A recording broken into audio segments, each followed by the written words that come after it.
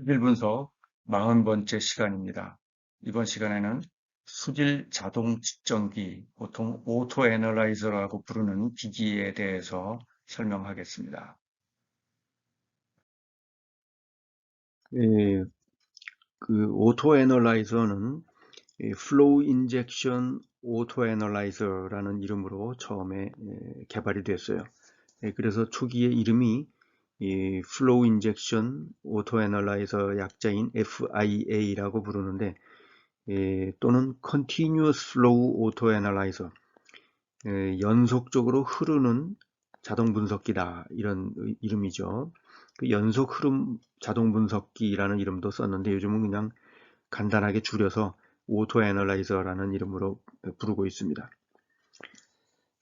이 continuous flow라는 게 무슨 말이냐 하면은, 그 관 안에 이렇게 시약이 흐르고 있습니다. 컬러링 리전트가 발색 시약이 흐르고 있어요. 발색 시약이 흐르고 있으면 여기에 그 샘플을 만일 이렇게 집어넣으면은 이 샘플이 이걸 따라서 흘러내려가야겠죠. 이렇게 흘러가면서 그 안에 발색 시약과 섞여가지고 그 색깔이 만들어지는 겁니다. 그러니까 시약과 샘플을 연속적으로 흘려보내는 거예요. 연속적으로 흘려보내서 이 색을 만든 다음에 발색이 되면은 그 다음에 이 발색을 스펙트로포토메터에 넣어서 측정하는 거죠. 그래서 발색 과정과 측정을 자동화했다는 거죠. 그 장점 때문에 요즘 무인 자동 측정 시스템에서 이 방식을 많이 채택을 해서 사용을 하고 있습니다. 그 continuous flow 샘플과 컬러 리전트를, 그 발색 시약을 연속 흐름으로 집어넣기 위해서는 유속이 일정해야 됩니다. 유속이 일정한 그런 펌프들이 필요한데, 그때 이 페리스탈틱 펌프를 주로 사용합니다. 보통 연동 펌프라고 번역을 하죠. 페리스탈틱 펌프는 펌프에 이런 롤러가 빙글빙글 돌아가는 펌프가 있습니다. 이런 그 원형 롤러가 돌아가는 펌프가 있고, 여기에 그 관을 플렉서블한 그런 튜빙을 이렇게 집어넣어줘요. 튜빙을 집어넣고 위에서 케이스로 눌러줍니다. 그리고 이 펌프가 이제 돌아가죠. 회전을 하면은 여기가 이렇게 눌려가지고, 이 롤러가 있는 곳이 눌려서 눌린 부분이 쭉 밀고 가면서 이 안에 있는 물이 이동합니다. 그렇게 해서 이 롤러가 돌아가는 회전 속도, 그 다음에 관의 굵기, 이런 것에 따라서 유량이 아주 일정하게 그런 만들어지는 그런 펌프입니다. 보통 그 오토 애널라이저에 사용하는 이 페리스탈틱 펌프를 보면은 이런 둥근 그런 롤러가 길쭉하게 돼 있어요. 이렇게 길쭉하게 여러 개가 있고, 그 다음에 튜빙도 여기다가 한 개만 걸치는 게 아니라 여러 개를 걸칩니다. 여기 여러 개를 걸치는데 굵기를 달리하는 거죠. 필요한 굵기를, 적당한 걸 선택해서 굵기로, 그 관의 굵기로 유량을 조절합니다.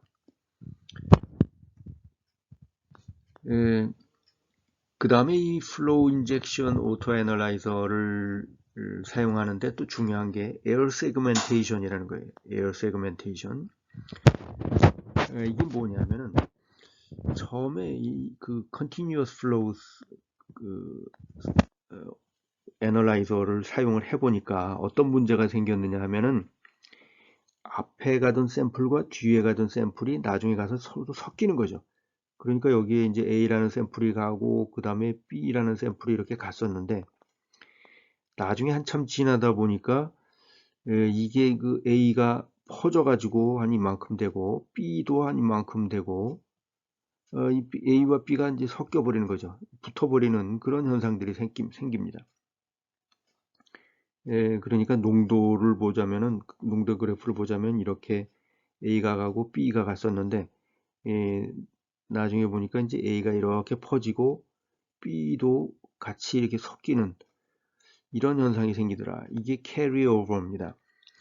이렇게 그 앞뒤 샘플이 섞이는 것을 방지하는 방법으로 개발된 게 에어 세그멘테이션이에요. 이건 뭐냐면 이 페리스탈틱 튜빙 또는 유리관 안에다가 샘플을 집어넣으면서 그 사이사이에 계속해서 공기를 넣습니다. 공기를 넣어서 에어 버블이 이렇게 들어가 있어요. 일정한 간격으로 에어를 넣어요. 그러니까 에어도 에어를 계속 넣는 게 아니라 에어를 넣었다 끊었다 넣었다 끊었다 해요. 여기 이제 에어 펌프 장치를 보면은 중간에 이곳을 그 튜빙을 꽉 눌러 가지고 에어가 들어가지 않게 그 관의 유량을 막았다 열었다 막았다 열었다 하는 장치가 있습니다. 그렇게 해서 에어를 단속적으로 넣어줘요. 그러면 샘플 사이사이에 이렇게 에어가 들어가고 에어가 밀려가면서 요 물들을 밀고 갑니다. 그래서 앞에 있는 물과 뒤에 있는 물이 잘 섞이지 않도록 덜 섞이도록 하는 그런 그 장치가 에어 세그멘테이션이에요. 그래서 이 기계에 보면은 물만 집어넣는 게 아니라 공기를 넣는 관도 있고 공기를 넣는 것을 단속적으로 이렇게 끊어주는 장치도 있고 합니다. 그래서 물과 공기를 같이 넣어주면서 물로 세그멘트를 만든다. 공기로 세그멘트를 만든다. 단속을 시킨다 이런 거죠. 그렇게 해서 캐리오버를 줄이는데 특히 그 이게 파이프가 아주 길어지면은 앞뒤가 막 섞이게 되죠. 근데 짧으면은 괜찮은데 길수록 잘 캐리오버가 일어납니다. 그러니까 그런 경우에 에어 세그멘테이션이 아주 효과를 발휘하게 되죠. 그 다음에 그 측정 시에 에어를 제거하는 삼각관을 사용합니다. 뭐냐면 에어하고 샘플이 같이 들어갔는데 발색이 된 다음에 이것을 흑광 광도계에서 측정을 하는데 마지막에 거기에 공기가 들어가면은 이 흑광 광도법에서는 공기가 들어가면은 절대로 안 됩니다. 왜 그러냐 하면은 이렇게 샘플이 있는데 공기가 들어가면 공기는 사각형이 아니고 이렇게 공기방울들은 원형이죠. 이런 원형의 이 공기방울들이 있으면은 이 액체를 통과해서 빛이 들어가는데 이 빛이 굴절이 됩니다. 빛이 굴절돼서 또는 이 공기 표면에서 전반사가 일어나서 반사도 일어납니다. 반사도 일어나고 굴절도 일어나고 해서 정확히 흑광도를 측정할 수가 없습니다. 그래서 반드시 에어를 완전히 제거해야 됩니다. 그때 쓰는 방법이 이 삼각관이라는 것을 사용합니다. 그러니까 이렇게 세 갈래로 되어 있어요. 관이 이렇게 세 갈래로 되어 있는데 이걸 수직으로 세워 놓습니다. 항상. 그러면은 이제 이렇게 들어가는 샘플은 어떻게 되냐면 에어가 중간중간 이렇게 섞여 있는 물이 들어가죠. 에어가 이렇게 들어가 있는 물이 들어가는데 에어는 물과 에어를 이렇게 비중에 의해서 중력에 의해서 분리하는 거예요. 에어는 위쪽으로 빠져나가고 물은 아래쪽으로 빠져나가고 이렇게 해서 그 아래로 내려간 물만 그 흑광도를 측정하는 데 사용합니다. 오토 애널라이저의 그 구성을 보면은 앞에 설명한 그런 과정들이 이루어지는데 제일 먼저 샘플이 들어가죠. 샘플이 들어가고 그 다음에 에어가 사이사이에 단속적으로 들어가고 또 발색 시약이 들어갑니다. 그래서 시약과 샘플이 들어간 다음에 혼합을 시켜줘요. 혼합을 시켜주고 혼합을 시켜준 다음에 이게 파이프라인을 지나가는 동안에 반응이 일어나게 합니다. 왜냐하면 혼합된다고 해서 색이 금방 나오지 않는 경우들이 있죠. 반응이 좀 느린 것들이 있습니다. 보통 몇 분 기다려야 되는 것들, 이런 것들은 몇 분 동안을 그 안에서 이제 돌고 이동하게 하는 거예요. 그런 다음에 발색이 다 되면은 마지막에 에어를 제거하고 흑광도를 측정하는 거죠. 에어 제거하고 흑광도 제거하는 과정이 있고, 물론 마지막에 이제 어, 컴퓨터나 무슨 리코더 같은 것으로 어, 결과를 그리게 됩니다. 제일 첫 번째 있는 그 샘플러를 보면은 샘플과 증류수를 교대로 주입합니다. 샘플을 빨아들이는 거는 어떻게 하느냐면 작은 그런 이런 관들이 있습니다. 관을 이런 트레이에 수십 개의 구멍이 이렇게 뚫려 있어요. 수십 개의 구멍이 뚫려 있고 여기에 작은 컵을 집어넣어서 샘플이 여기에 들어가 있습니다. 그러면은 기계에는 그 가느다란 이 바늘 같은 니들이 들어갑니다. 니들 가지고 샘플을 뽑아내는 거죠. 보통 니들이라고 불러요. 근데 이때 이 파이프라인에 또 뭐가 연결이 되느냐면 증류수도 여기에 연결이 되어 있습니다. 그러니까 샘플도 들어가고 증류수도 들어가요. 그런 교대로 들어갑니다. 그건 왜 그러느냐 하면은 샘플만 계속 넣으면은 앞에 있는 샘플의 그 잔유물이 그 다음에 뒤에 오는 샘플하고 섞여서 오염시켜 가지고 농도를 변화시킬 수가 있죠. 그러니까 어떻게 하느냐면 샘플만큼 집어넣고 그 다음에 증류수, 디스틸드 워터를 이만큼 집어넣고 샘플 집어넣고 사이사이에 증류수를 넣어서 씻어주는 거예요. 그래서 샘플과 증류수를 교대로 주입하게 되어 있다. 그 다음에 이런 그 물과 샘플을 또 에어를 끌어들이는 것은 전부 페리스탈틱 펌프를 사용한다고 했죠. 그때 튜빙의 굵기를 가지고 유량을 조절합니다. 근데 그 튜빙의 굵기를 알아보기 쉽도록 그 튜빙에 보면은 이 색을 표시를 해놨어요. 이 페리스탈틱 펌프에 쓰는 튜빙을 보면 이렇게 가느다란 뭐 직경이 보통 1mm, 뭐 2mm 밖에 안 돼요. 그런데 여기에 보면은 이렇게 플라스틱으로 이렇게 그 기계에다가 걸칠 수 있게 이런 고리 같은 게 달려 있습니다. 플라스틱으로. 근데 여기 색깔이 있어요. 그래서 뭐 그린, 옐로우, 오렌지 뭐 이런 화이트 뭐 이런 식으로 표시가 되어 있어서 이게 그 굵기를 뜻하는 겁니다. 굵기를 뜻하는 거예요. 그 다음에 이 발색 시약과 샘플이 섞인 다음에 혼합하고 반응이 일어나는 과정이 이 믹싱 코일이라는 겁니다. 이 혼합을 하는 곳인데 믹싱 코일은 뭐냐면 유리관을 이렇게 코일 모양으로 돌려놨습니다. 그래서 샘플이 여기서 들어가면은 빙글빙글 돌면서 샘플이 이렇게 빠져나가게 되죠. 이 믹싱 코일을 이렇게 꼬아 놓으면서 이게 혼합을 아주 잘 하게 합니다. 그러니까 발색 시약과 샘플이 혼합이 되도록 흔들어 줄 수가 없죠. 파이프 안에 들어 있으니까 흔들어 줄 수가 없는데 이렇게 파이프를 통과시키면 어떤 일이 벌어지느냐 하면 그 유리관 안에서 보면은 아래쪽에는 좀 비중이 큰 시약이 들어있고 위쪽에는 비중이 좀 작은 물 샘플이 들어가 있습니다. 그 비중 차이가 있어서 그 혼합이 잘 안 될 수가 있죠. 가라앉아 버리죠. 그런데 이 파이프라인을 코일을 통과시키면 이게 뒤집어집니다. 코일을 지나가는 동안에 뒤집어져서 비중이 큰 시약이 위로 올라가고 샘플이 아래로 내려가게 돼요. 그때 이제 혼합이 되는 거죠. 그래서 그런 과정을 코일을 통해서 몇 번을 해주면은 혼합이 잘 됩니다. 그 다음에 그 코일이 긴 경우도 있고 짧은 것도 있어요. 그러니까 뭐 한 몇 바퀴만 돌고 바로 측정하는 것도 있는가 하면은 아주 길게 이렇게 그 여러 바퀴 돌게 하는 경우도 있습니다. 그럼 이 길이는 뭘 뜻하느냐 하면 이 코일의 길이가 바로 반응 시간이에요. 반응 시간. 코일이 길면은 이걸 통과하는데 시간이 오래 걸리겠죠. 그래서 특히 그 퍼스페이트처럼 발색 시약을 넣고 10분 기다려라 뭐 이런 반응이 느린다는 그런 반응이 있는 경우에는 이걸 길게 해야 됩니다. 그 다음에 마지막으로 스펙트로포토메타에서 흡광도를 측정하고 그 다음에 그 리코더에서 이제 아웃풋이 나옵니다.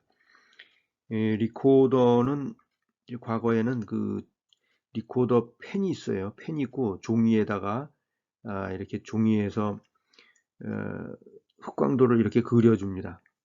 흑광도를 이렇게 그려줘요. 그러면은 여기 있는 농도가 뭐첫 번째 샘플, 두 번째 샘플, 세 번째 샘플 이런 식으로 요 피크를 보고 개수를 세는 거죠. 또 중간에 스탠다드 솔루션을 집어넣어줘요. 그래서 1ppm짜리, 2ppm짜리, 3ppm짜리 그러면 이 높이가 농도에 따라서 높이가 결정이 됩니다. 예, 그렇게 해서 그 농도를 그 가지고 검정선을 그려요. 검정선을 그리고 농도를 샘플과 비교하는 거죠.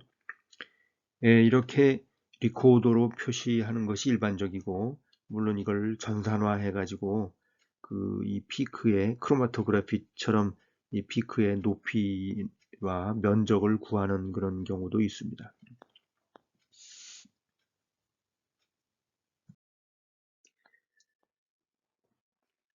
오토 애널라이저가 많이 활성화되고 보급이 되다 보니까 이제는 그 수질 자동 측정망 또 웬만한 그 분석기 그 실험실에서는 전부 이 오토 애널라이저를 사용합니다.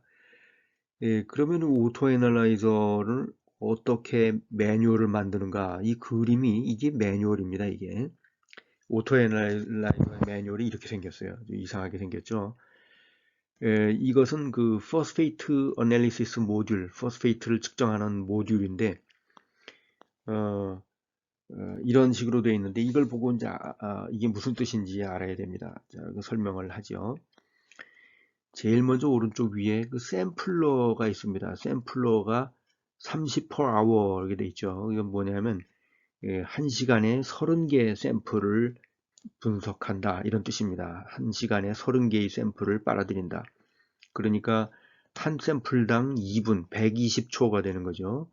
120초를 빨아들이는데 여기 2대1 이렇게 나와 있습니다. 이건 뭐냐면 샘플이 2, 그 시간 중에 샘플이 3분의 2다. 그러니까 120초 중에 한 80초는 샘플을 빨아들이다가 그 다음에 그 사이에 1, 증류수를 한 40초 빨아들이고 그 다음 샘플을 또 80초 빨아들이고 이렇게 해서 2대1의 시간 비율로 샘플을 빨아들인다 이런 뜻입니다. 예, 그 샘플러를 이렇게 세팅을 하고 그 다음에 여기 보면은 가운데 굵은 막대가 두 개가 있는데 굵은 막대가 두 개가 이렇게 있는데 이게 뭘 뜻하느냐면 요 가운데 부분이 페리스탈틱 펌프입니다. 여기가 페리스탈틱 펌프예요. 그러니까 펌프가 있는데 여기다가 이 줄이 거져 있죠. 줄이 거져 있는 게 이게 뭐냐면 이게 각각 튜빙을 뜻합니다. 튜빙. 페리스탈틱 펌프에 여러 개의 튜빙을 걸친다고 했죠. 그 페리스탈틱 펌프 파이프 이렇게 페리스탈틱 펌프가 빙글빙글 돌아가는데 여기다가 이 튜빙을 여러 개를 이렇게 걸칩니다. 한 개의 펌프 가지고 여러 개를 사용하려고 하는 거죠. 그런데 거기에 보면 라인이 이렇게 있고 뭐가 있냐면은 여기 G, O 뭐 이런 표시가 있습니다. 이게 뭐냐 하면은 색깔을 뜻하는 거예요. G는 green, O는 orange, 그 다음에 W는 white. 한쪽이 화이트인 것, 또 한쪽은 양쪽이 다 화이트인 것, 한쪽은 오렌지인 것, 뭐 이런 게 다양하게 있죠. 또 여기 보면 블랙도 있죠. 검은색. 이런 것들이 다 그 보면은 유량이 다릅니다. 여기 보면 2.0, 그레이는 2.0, 오렌지는 0.42, 블랙은 0.32, 뭐 이런 식으로 되어 있죠. 이렇게 해서 그 튜빙의 굵기가 달라요. 서로 굵기가 다른 튜빙을 선택해서 페리스탈틱 펌프에 걸쳐 놓고 돌리면은 요 유량이 나오는 겁니다. 그 다음에 여기 보면은 뭐 워시, 샘플 뭐 이런 말이 있죠. 이게 뭐냐면 이렇게 파이프 튜빙을 걸치라는 거예요. 여기 지금 하나, 둘, 셋, 넷, 다섯, 6개의 튜빙을 걸치는 거예요. 6개의 튜빙을 걸쳐 놓고 그 각각 튜빙에다가 뭘 연결해 놓느냐 하면은 제일 첫 번째는 2.0ml 짜리 워시가 있습니다. 이거는 아까 샘플과 샘플 사이에 세척해 주는 게 있다 그랬죠. 샘플과 샘플 사이에 세척해 주는 그 증류수를 넣는 거예요. 그 다음에 여기 이제 샘플이 들어가는 관이 있습니다. 샘플 들어가는 관. 그러니까 그 시간은 2대1 샘플과 그 증류수로 세척하는 게 시간이 2대1인데 보면은 샘플과 워시가 유량이 좀 다르죠. 워시 쪽이 유량이 크죠. 그러니까 샘플 하나 지나가고 그 다음 샘플 들어올 때까지 세척을 많이 하는 거예요. 물이 들어가서 앞뒤 샘플이 섞이지 않도록. 그 다음에 이 샘플이 들어간 관에다가 샘플이 그 이동을 추적해 보면 샘플이 이제 이렇게 들어가서 여기를 이제 지나가죠. 그런데 샘플에다가 뭘 넣느냐면 에어를 넣습니다. 에어를 넣어서 이게 에어 세그멘테이션이죠. 앞에 샘플과 뒤 샘플이 섞이지 않도록 에어를 중간중간에 이렇게 넣어줘요. 그 다음에 믹싱 코일이 있습니다. 믹싱 코일, 샘플과 그 다음에 증류수가 이제 어느 정도 섞이고, 믹싱 코일을 2번을 거치는데 여기 보면 믹스드 리전트라고 해서 발색 시약이 들어가죠. 발색 시약이 들어가서, 믹싱 코일을 거칩니다. 여기가 이제 혼합되는 과정이에요. 혼합되는 과정이고, 그 믹싱 코일을 히팅 베스에다가 넣습니다. 여긴 지금 믹싱 코일이 2개로 그려져 있는데 2개로 있는 건 아니고 하나인데 그게 그 따뜻한 물 온도를 좀 높인 그 히터가 달린 물이 있고 물통이 있고 그 안을 통과하게 돼 있어요. 그 온도를 높이는 이유는 온도가 높아야 반응이 빨리 일어납니다. 이 포스페이트는 반응이 좀 느려요. 그래서 시약을 넣은 다음에 한 그 10분 후에 측정해야 되기 때문에 그런 시간을 줄이기 위해서 히팅을 해줍니다. 이렇게 해서 발색 시약이 들어가서 발색이 됐어요. 발색이 되고 나서 그 다음에 세 갈래가 길이 나오죠. 세 갈래로 된 그 장치가 나오는데 이게 뭐냐면은 그 에어를 제거하는 겁니다. 이게 에어 제거 하는 삼각관이죠. 앞에서 설명한. 그렇게 해서 세 갈래로 해서 에어는 위로 빠지고 물은 아래로 내려가게 이렇게 수직으로 이 삼각관을 세워줍니다. 그렇게 해서 그 물만 측정을 하면 된다. 그 다음에 여기 측정되는 그러니까 에어를 제거하고 바로 그 뒤에 컬러리메터가 있어요. 여기 지금 하나로 그려놨는데 컬러리메터로 들어가기 직전에 이 에어 제거하는 삼각 관이 있습니다.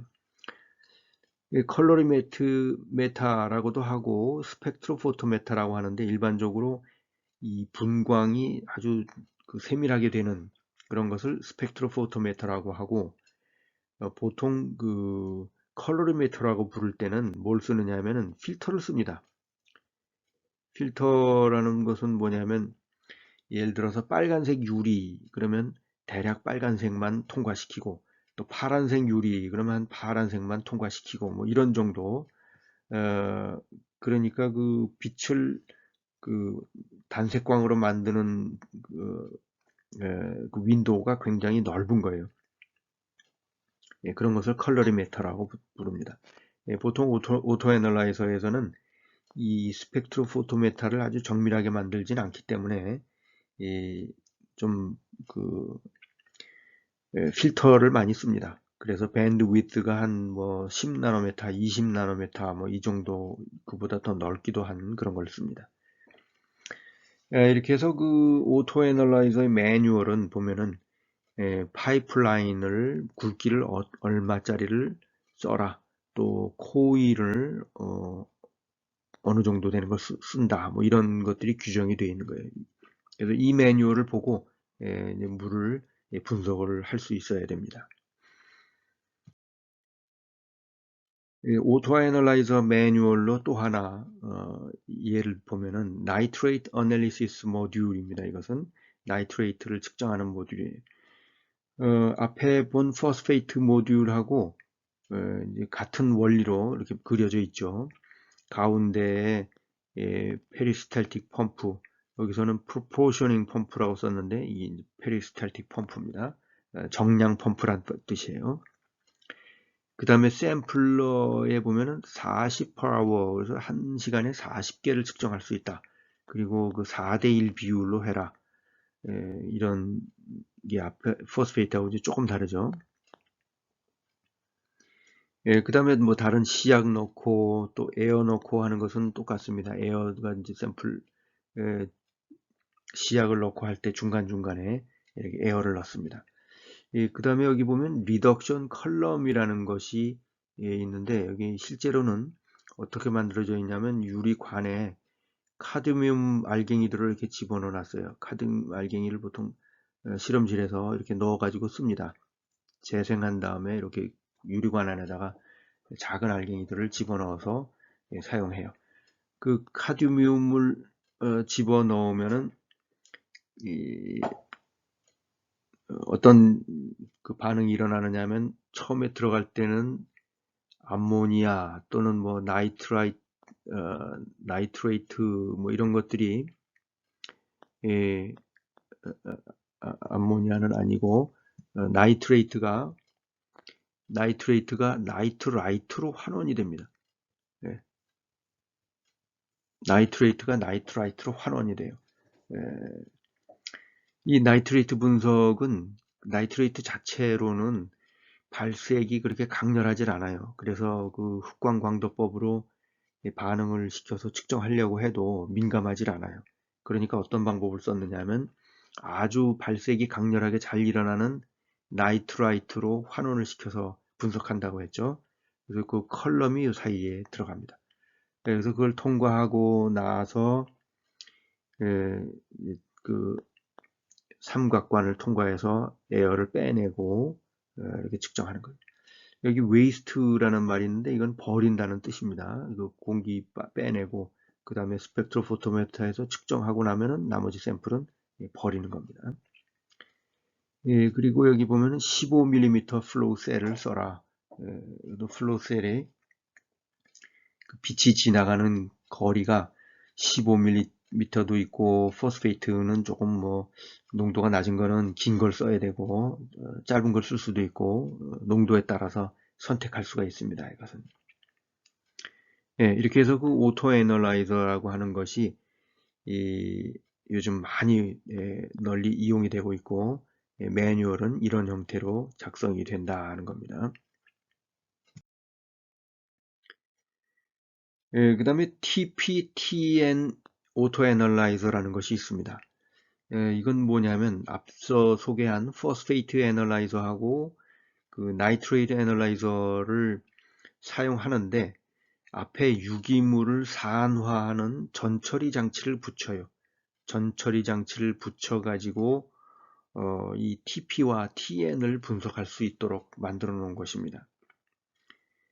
전처리 장치라는 게 뭐냐 하면은 그 유기물을 산화시켜야 되는데, 그러니까 유기탄소 부분에 이렇게 포스페이트가 붙어 있는 거, 요거는 포스페이트만 떼내야 되죠. 인만 also 포스페이트로 떼내고 유기물은 다 날려보내고, 또 질소의 경우는 이런 탄소에 아민기로 이렇게 붙어 있는데 여기서 암모니아를 만든 다음에 암모니아가 전부 나이트레이트로 산화가 되죠. 그 나이트레이트로 산화시킨 다음에 요거를 측정하는 거죠. 결국은 그 기본적으로 오토애널라이저의 분석 모드는 포스페이트 분석 모듈하고 나이트레이트 분석 모듈이에요. 그런데 그 앞에 이 유기물을 제거하는 그 전처리 장치가 전처리 분해 장치가 하나 붙는 거죠. 전처리 분해 장치로 뭐 보통 많이 쓰는 게 그 퍼설페이트라는 산화제를 씁니다. 퍼설페이트 산화제를 쓰는데 퍼설페이트 하나만 가지고는 산화력이 조금 약할 수가 있으니까 거기에 자외선을 더해 줍니다. 그 퍼설페이트와 자외선 두 가지가 다 산화력이 좀 있는 그런 에, 것인데 이 두 개를 합쳐 가지고 그 더욱 산화력을 높이는 거죠. 거기다가 약간 온도도 높여줍니다.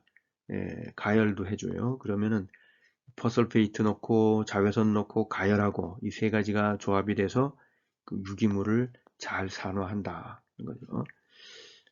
그렇더라도 이 퍼설페이트의 산화력은 그 킬달 나이트로존 분석법처럼 아주 그 강렬하진 않아요. 그렇기 때문에 입자가 작은 그 플랑크톤 수준의 플랑크톤, 박테리아 뭐 이런 수준의 유기물을 분석하는 데 쓸 수가 있습니다. 그래서 이 DPT 오토 애널라이저는 보통 하천수, 호수물 이런 그 상수 원수 같은 걸 측정할 때 사용합니다.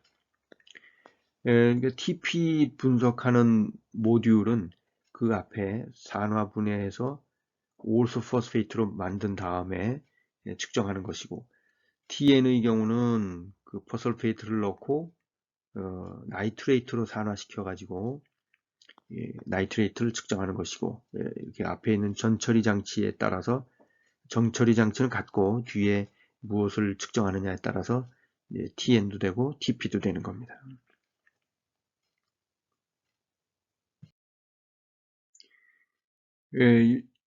이 오토 애널라이저가 많이 보급이 되고 그러다 보니까 요즘 어떤 게 있느냐면 수질 원격 감시 시스템이라는 것이 있습니다. 텔레 모니터링 시스템이라고 해서 보통 줄여서 TMS라고 부릅니다. 환경부에서 공식적으로 TMS라는 용어를 사용하고 있어요. 주요 수질 측정 지점에 이런 그 자동 모니터링 시스템을 설치해 놓고 있습니다. 어떤 곳이냐 하면은 하수처리장, 폐수처리장, 큰 규모의 그 하수처리장 같은 데서는 이게 달려 있어요. 그래서 뭐 한 5분 간격으로 계속 측정한다든가 이렇게 해서 그 데이터가 바로 그 환경부 컴퓨터에 연결이 되어 있습니다. 그렇게 해서 그 만일 거기서 뭐 기준을 초과하는 농도가 나온다 하면은 그걸 확인해 가지고 뭐 벌금이 나올 수도 있고 그런 거죠. 또 상수원 취수장 이런 데서도 많이 씁니다. 왜냐하면 상수원은 혹시 오염이 된 물이 들어가면은 상수원에 문제가 생기니까 즉시 순간적으로 그 발생하는 순간에 경보가 울리도록 이렇게 다 만들어져 있죠. 그 하천호수 주요 정점에도 우리나라 그 수질 자동 측정망이라고 해서 전국에 수천 개의 측정 지점이 있습니다. 그런데 이 수질 모니터링 시스템이 들어가 있습니다.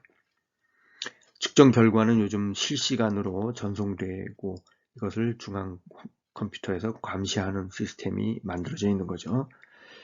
그 자동 시스템에 들어가 보면은 대개 조그만 집 하나 정도 규모로 이렇게 만들어져 있습니다. 왜냐하면 그 안에 기기가 여러 가지가 들어가기 때문에 공간도 제법 넓어요.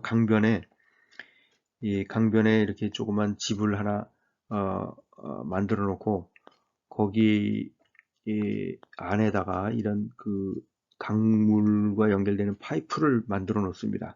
그 다음에 이제 강물을 빨아들이는 거죠. 강물을 빨아들여서 여기는 계속해서 강물이 흘러가게 해놓고 이 안에서 강물을 분석을 하는 겁니다.